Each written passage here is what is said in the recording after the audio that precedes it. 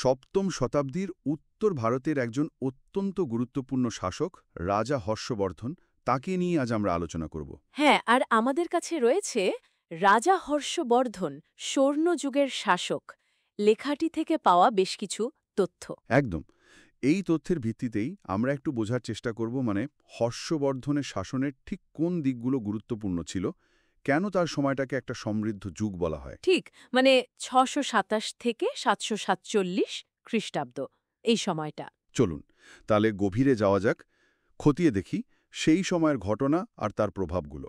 আচ্ছা, শুরুতেই বলি, হর্ষবর্ধন তো খুব কম বয়সে একটা বেশ কঠিন সময় সিংহাসনে বসেছিলেন, তাই না? হ্যাঁ, ঠিক তাই।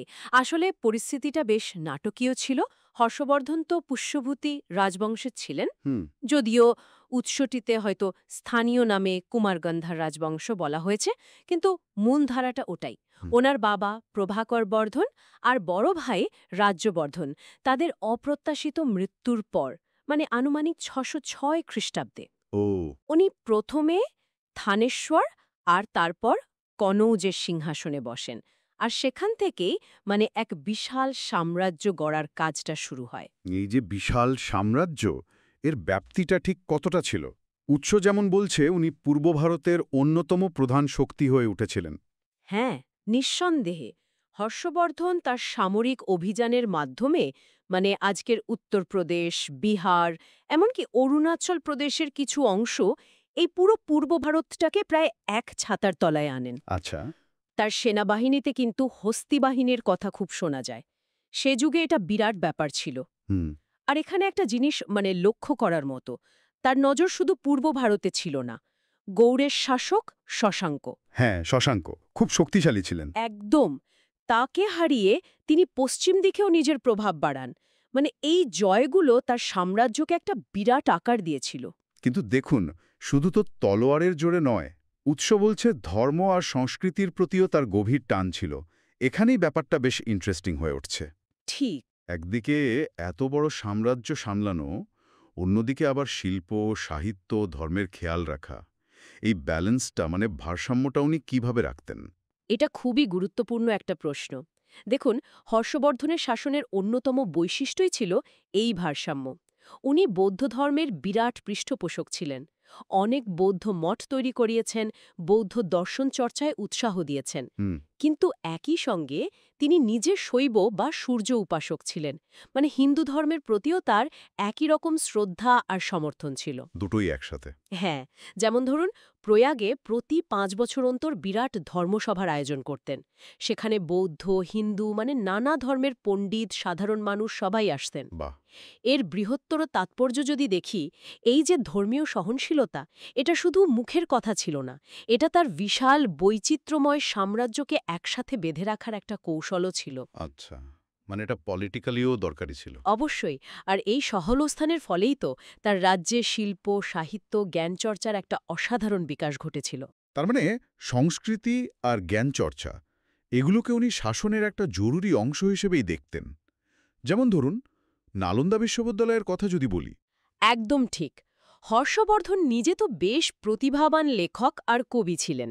নাগানন্দ, রত্নাবলী, প্রিয়দর্শিকা, এই নাটকগুলো তারই লেখা বলে মনে করা হয়। তাই নাকি? আচ্ছা। তো উনি নিজে জ্ঞানচর্চার কদর বুঝতেন। তার সময়ে নালন্দা বিশ্ববিদ্যালয় শুধু ভারতে নয়, আন্তর্জাতিক স্তরে জ্ঞানের সেরা জায়গা হয়ে উঠেছিল। নাম। চীন, কোরিয়া, মধ্য এশিয়া, কত দূর দূর থেকে ছাত্ররা আসত সেখানে। হর্ষবর্ধন শুধু যে টাকা পয়সা দিয়ে সাহায্য করতেন তা নয়, সেখানকার পণ্ডিতদের সাথে নিয়মিত আলোচনা করতেন, শিক্ষা প্রসারে নিজেও থাকতেন। নালন্দা তখন ছিল জ্ঞানের একটা আন্তর্জাতিক কেন্দ্র। এত কিছু, এত সাফল্য, এত বিস্তার, এত সাংস্কৃতিক উন্নতি, কিন্তু শেষ পর্যন্ত তো সাম্রাজ্যটা টেকেনি। উৎস এক পতনের কিছু কারণের দিকে ইঙ্গিত করেছে। তার মৃত্যুর পর সিংহাসন নিয়ে একটা সমস্যা তৈরি হয়, এটা স্বাভাবিক। সেটা একটা বড় কারণ। দ্বিতীয়ত, এত বড় সাম্রাজ্যের সীমান্ত রক্ষা করাটা দিন দিন কঠিন হয়ে পড়ছিল। আশপাশের রাজ্যগুলো শক্তি বাড়াচ্ছিল। আচ্ছা। উৎসে অটোম্যান আর শ্রীলঙ্কার আক্রমণের কথাও বলা হয়েছে, যদিও এই বিষয়টা ঐতিহাসিকভাবে কতটা ঠিক তা নিয়ে একটু প্রশ্ন আছে। কারণ অটোমানদের উত্থান তো অনেক পরে, আর শ্রীলঙ্কার সাথে উত্তর ভারতের এমন সরাসরি সংঘাতের প্রমাণও খুব জোরালো নয় সপ্তম শতকে। ও আচ্ছা, তাহলে ওই তথ্যটা নিয়ে একটু সংশয় আছে।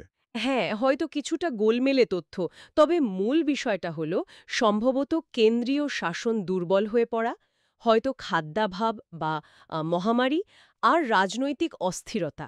এই সব মিলিয়েই হর্ষবর্ধনের মৃত্যুর পর তার একজোট করা সাম্রাজ্যটা দ্রুত ভেঙে যায়। তাহলে এই যে পুরো আলোচনাটা আমরা করলাম, এখান থেকে হর্ষবর্ধনের শাসনকালের মূল শিক্ষা বা তার রেখে যাওয়া উত্তরাধিকার সেটা কি দাঁড়ালো? দেখুন, হর্ষবর্ধনের উত্তরাধিকার কিন্তু অনেক গভীর। উনি প্রমাণ করেছিলেন যে একজন শাসক শুধু সামরিক শক্তিতে নয়, বরং শিক্ষা, সংস্কৃতি আর ধর্মীয় সহনশীলতার মাধ্যমেও একটা শক্তিশালী, একটা সমৃদ্ধ রাষ্ট্র গড়তে পারেন। ঠিক।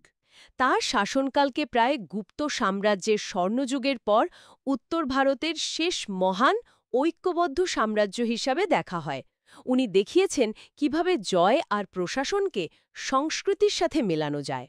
তার মানে সাম্রাজ্য টিকিয়ে রাখতে শুধু তলোয়ার নয়, মননশীলতা আর সবাইকে নিয়ে চলার নীতিও খুব জরুরি। একেবারে হর্ষবর্ধনের জীবন আর শাসনকাল থেকে এটাই আমরা শিখতে পারি। একটা দেশের সামগ্রিক উন্নতি, তার স্থায়িত্ব, এগুলো শুধু সামরিক বা অর্থনৈতিক শক্তির উপর নির্ভর করে না। জ্ঞানচর্চা, শিল্পের বিকাশ, বিভিন্ন ধর্ম ও মতের প্রতি শ্রদ্ধা, এগুলোরও সমান ভূমিকা থাকে। তার রেখে যাওয়া সাংস্কৃতিক ঐতিহ্য, ধরুন সাহিত্য বা নালন্দার মতো প্রতিষ্ঠান, এগুলো তো আজও আমাদের সমৃদ্ধ করছে। আলোচনা শেষ করার আগে একটা ভাবনা আসছে মনে। ইতিহাসে তো আমরা প্রায়শই দেখি অনেক শাসকই এই সামরিক শক্তি আর সাংস্কৃতিক বিকাশের মধ্যে ভারসাম্য রাখতে গিয়ে মানে হোঁচট খান।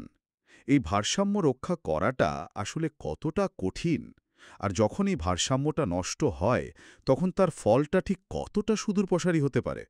শুধু রাজ্যের সীমানায় নয়, মানুষের জীবনে, ভবিষ্যৎ প্রজন্মের ভাবনায় এটা নিয়ে বোধহয় আমাদের আরও ভাবার অবকাশ থাকল।